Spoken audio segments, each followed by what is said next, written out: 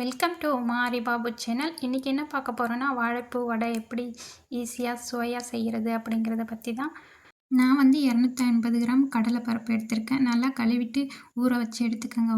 ஒரு மணி நேரத்துக்கிட்ட நான் ஊற வச்சு எடுத்திருக்கேன். வரமிளகாய் உங்களுக்கு எவ்வளோ தேவையோ அவ்வளோ எடுத்துக்கோங்க. இஞ்சி பூண்டு, பட்டை லவங்கம், பச்சை மிளகா, வாழைப்பூ கட் பண்ணி எடுத்திருக்கேன். அதுக்குள்ளே இருக்கிற அந்த நரம்பை எடுத்துட்டு, புதினா, கொத்தமல்லி, கருவேப்பிலை 3 எல்லாம் கட் பண்ணி எடுத்து வச்சுருக்கேன். இப்படி செய்யும்போது நல்லா மொறு மொறுன்னு நல்லாயிருக்கும். அது பார்த்திங்கன்னா பெருங்காயத்தூள், சீரகம், சோம்பு, இது 3 பேரும் சீரகம் சொல்லுவாங்க. மிக்சியில் போட்டு கொஞ்சம் குறைன்னு அரைச்சி எடுத்துகிட்டு வந்துடலாம். எடுத்துகிட்டு வந்தாச்சு. இந்த பதத்துக்கு இது பண்ணும்போது தான் கொஞ்சம் குறைப்பாக நல்லாயிருக்கும். இப்போ இதில் வாழைப்பூ எல்லாம் போட்டு சேர்த்து மிக்ஸ் பண்ணிக்கலாம். எடுத்து வச்சுருக்க சீரகம், பெருஞ்சீரகம், பெருங்காயத்தூள் 3 மிக்ஸ் பண்ணியாச்சு.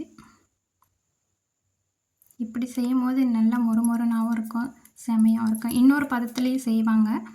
இந்த பூவை அப்படியே மிக்சியில் போட்டு அடிச்சும் செய்வாங்க. அது வந்து கலர் மாறிடும், வடை கலர் மாறிடும். வெங்காயம் தேவைன்னா யூஸ் பண்ணிக்கோங்க, உங்கள் விருப்பம். நான் வந்து ஒரு வெங்காயம், சின்ன வெங்காயம் 1 யூஸ் பண்ணியிருக்கேன். அது உங்கள் விருப்பம். எல்லாம் சேர்ந்து ஒன்றா பிசைஞ்சு எடுத்துக்கலாம்.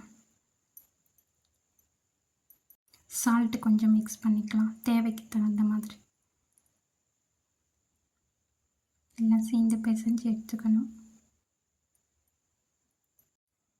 இப்படி செய்யும்போது ரொம்ப டேஸ்ட்டாகவும் இருக்கும், மொறுமொறுன்னு இருக்கும்.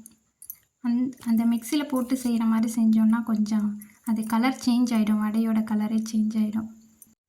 நல்லா சேர்ந்து எல்லாத்தையும் ஒன்று கலந்து பிசைஞ்சியாச்சு. இப்போ எண்ணெய் காய வச்சுக்கலாம். நான் வந்து பார்த்திங்கன்னா கடலை எண்ணெய் எடுத்திருக்கேன். அதே மாதிரி உங்களுக்கு எந்த எண்ணெய் விருப்பமோ அதை எடுத்துக்கோங்க. 6 லிட்டர் கிட்ட ஊற்றிருப்பேன், 500 ml இருக்கும். எடுத்தாச்சு. எண்ணெய் நல்லா சூடேறணும். இந்த வாழைப்பூ சேர்த்துக்கிறதுனால உடம்புக்கு ரொம்ப நல்லது. வாரத்தில் 2 நாள் 3 நாள் கூட எடுத்துக்கலாம், ஒன்றும் பிரச்சனை இல்லை. சின்ன உருண்டையாக எடுத்தாச்சு. இப்போ எண்ணெய் சூடேறுனா, எண்ணெய் சூடு ஆகாததுக்கு முன்னாடி போட்டோன்னா அது ஒரு மாதிரி கலங்கிடும். நல்லா சூடு ஏறணும், அதுக்கப்புறம் போட்டோன்னா தான் நல்லா வடை வரும். சூடு ஏறியாச்சு.